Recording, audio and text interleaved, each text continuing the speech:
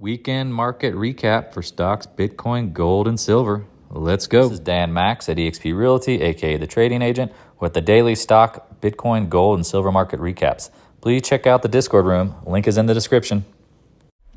This is Dan Max at EXP Realty, aka the trading agent, for the daily market recap and weekly recap for December 17th, Friday.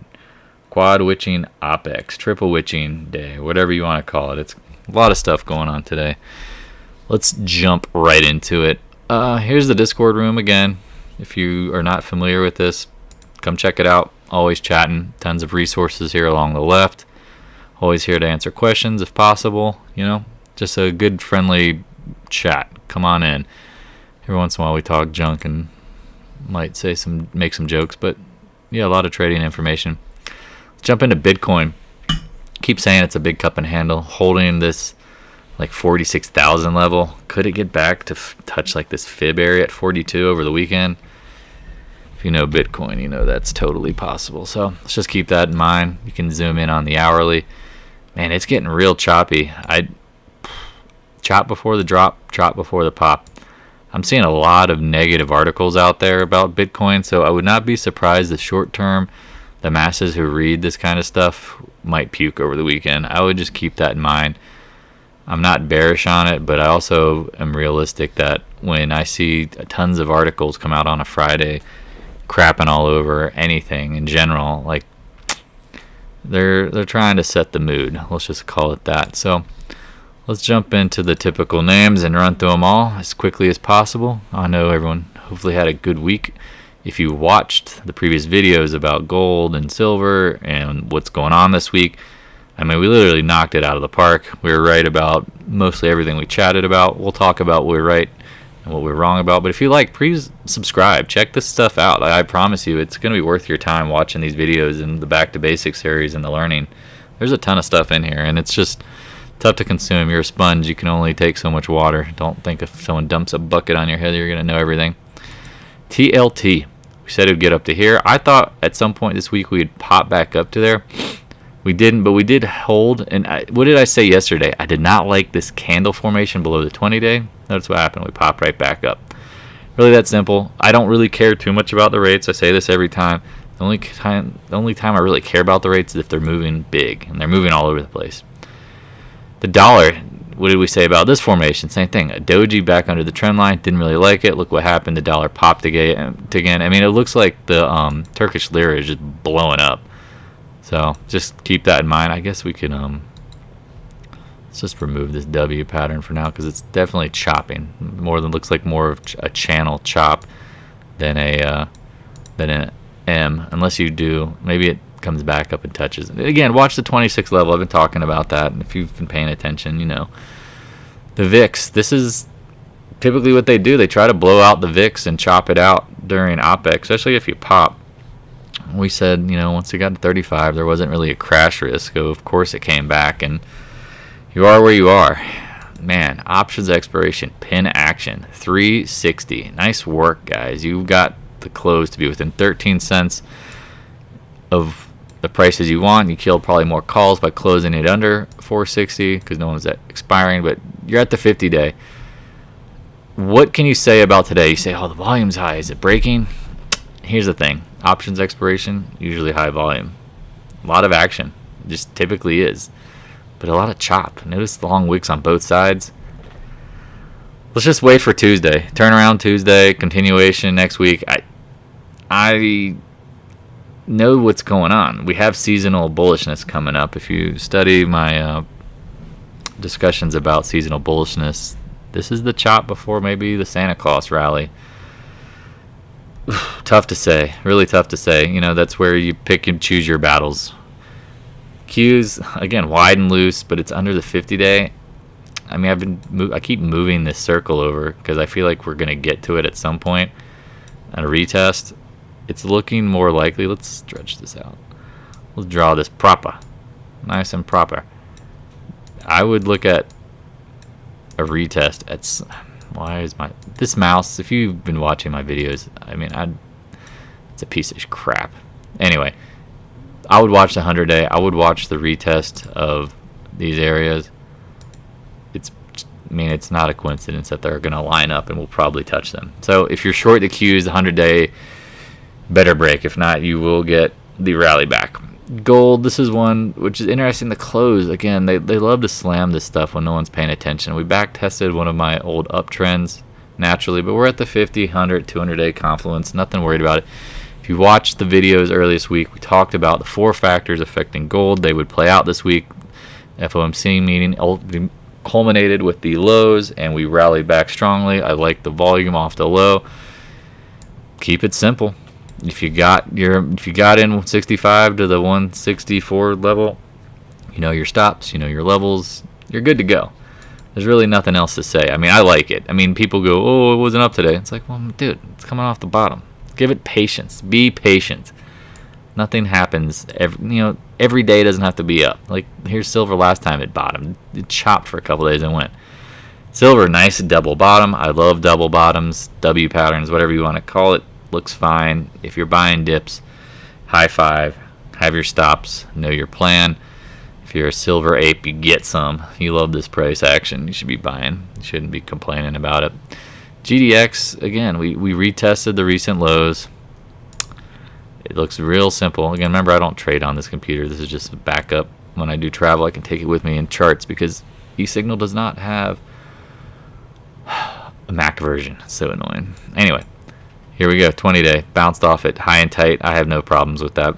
No problems with the GDX at all. Stop acting like shit, mouse. GDXJ, same thing. Double bottom. I don't think that's an exact double bottom now. And well, that's good because you want to see the junior miners holding up, actually. But this price action, we said it was a bear trap. Look at the volume. Bears were... Keep in mind, again, coming off lows, you can get choppy action. Here, let's just go back to like a previous low. Here was, one bottom, double bottom, chop, made a lower, pop. I mean, these formations just aren't always clean, especially when you're looking at longer-term tops and bottoms. I apologize. I'm zooming so far back. I just want to find something. Okay, here you go. Here's a nice bottom before a massive rally. I mean, this was sloppy and choppy. I mean, it really confused the shit out of people. So, if you're new to trading, guess what? It doesn't always happen like you think it is, but you have to be aware of your probabilities and your thought process. PAAS. This looks real good because here's a look below, fail. Rallied up, closed, 20-day. I mean, those are nice 2 green candles coming off the lows. Somebody's buying. Somebody knows something.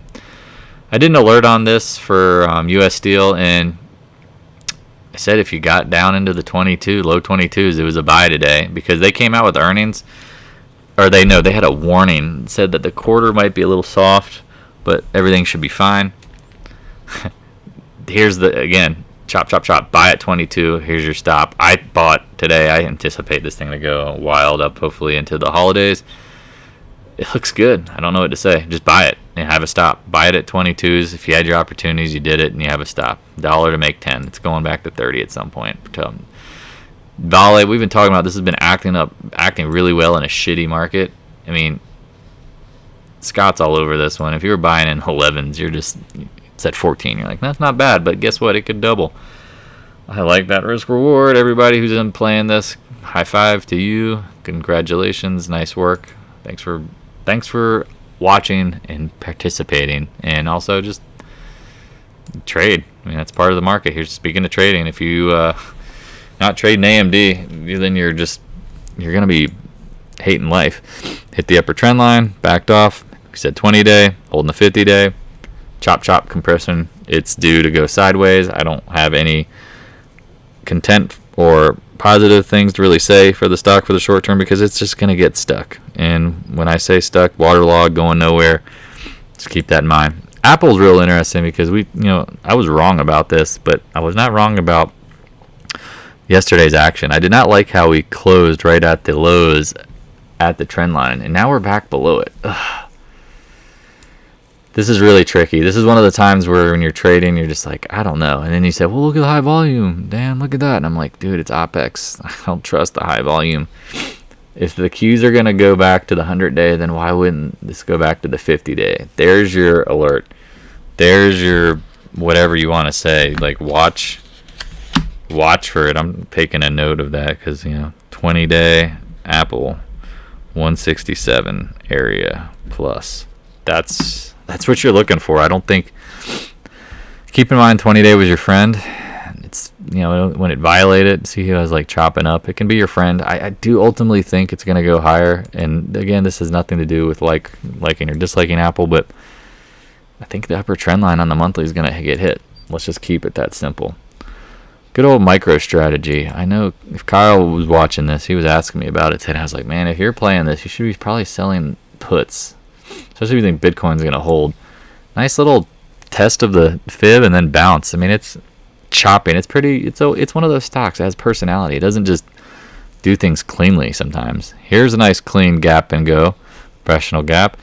There's the the gap high, and then I mean, you just have to remember, like, pretend this was a 10-minute chart. You wouldn't worry about it, but since it's a daily, you expect everything to happen every day. That's the mentality of traders, the ones who get blown up. They expect everything to happen right away.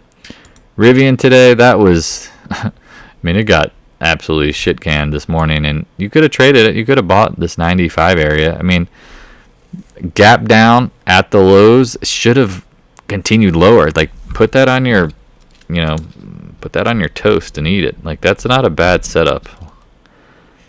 I would look for continuation higher, because if it was going to break, it would have a candle that was a big red bomber candle, and it should have been closing lower.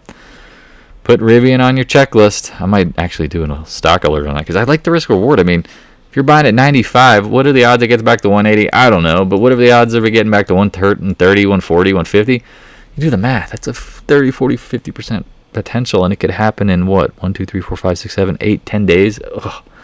Those are the risk reward. Those are the bets you take all day and just hope you're right. And if you're wrong, you're like, you know what? Risk was worth the reward, and you move on, you find another stock.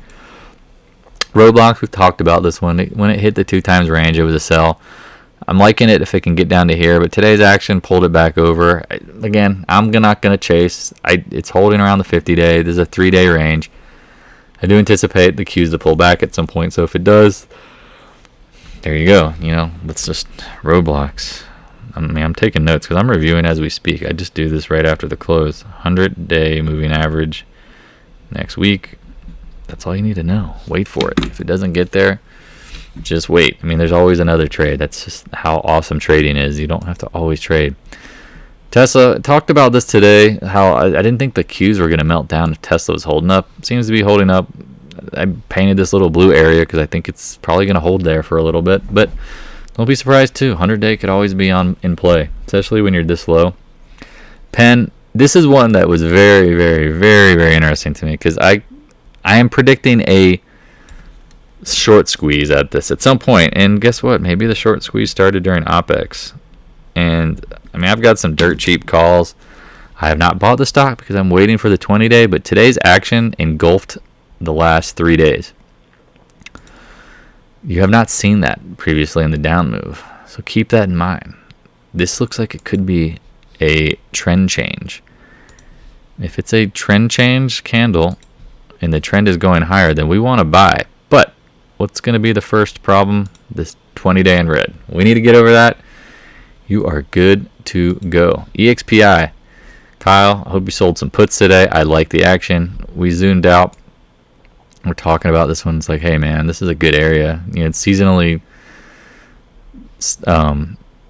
real estate stocks run up into the spring because of selling season. So it's looking pretty good. Like that close. I mean, I would have liked to have closed at the 20-day, but again, it is OPEX. I don't trust it completely. XOP. Been talking about these names. Just let them breathe. I mean, I don't think oil's really going to be crashing at this point. I mean, there's just too much demand and not enough supply. It's really that simple, but it's just hanging out. Seems to be chilling. I mean, I'd watch for the 200-day. You hit the 200-day as a bear trap, like make a new low, hit the 200-day. That could be your entry. That could be a serious entry, and then you play it from there. I'm just doodling as we talk. It's in a good spot. I mean, I don't think you can really go wrong looking at it in this area, especially if you think oil is going higher, because if it is, you buy this in the low 90s, I mean, up to the 120s. I mean, you do the math. That's a solid risk reward, especially if you're willing to risk 1-2%. ExxonMobil, here we go, baby. Come on down to my 100-day crossover. Told you guys I did not like this breakout without volume, and notice what's happened. We come right back. Namaste. We have predicted the future. No, I mean, it's just studying stocks, studying formations. I mean, it's just is what it is. I think I forgot kale. Watch out. Let's ExxonMobil, just keep an eye on it. I would watch this area 60. I mean, if you're watching the videos, you're like, yeah, got it. Thanks, dude. Your insight has been pretty spot on, and your areas are pretty chrome. Kale, let's end it here. W, and did not get over the 200-day, backed up, closed at the 20-day. I mean, again, it came from 38 up to 41 real quick. This is gold and silver. You know the game. It's pretty sloppy, choppy. So I hope this has been helpful. I mean, again, I'm here to help. If you've gotten this far and you're not a subscriber, I heavily advise subscribing, but also check out the content. There's a ton of videos I've done, and I wish YouTube, if you could hear the algorithm, if you're the algorithm and listening, please push this to people who are looking for help. I have no political affiliations. I am just posting videos. I love everybody. I hope they know that. So anyway, I really hope this stuff kind of spreads out to the folks that need help, because I know I get tons of questions from friends and family, but I know there are a million other people just like them who could use some help. Again, trading is a buy yourself thing when you hit enter, but it doesn't have to be when you're trying to look for trades. So I hope that helps, and I hope everyone has a great weekend. Hit me up. I should be around off and on, but either way, come by the Discord room. The link is in the description below. Have a great weekend and be safe. For more trading knowledge and insight, click on the video links to the right. I appreciate you stopping by. Please subscribe, like, and share with your friends. And if you haven't joined the Discord room, check the link in the description below.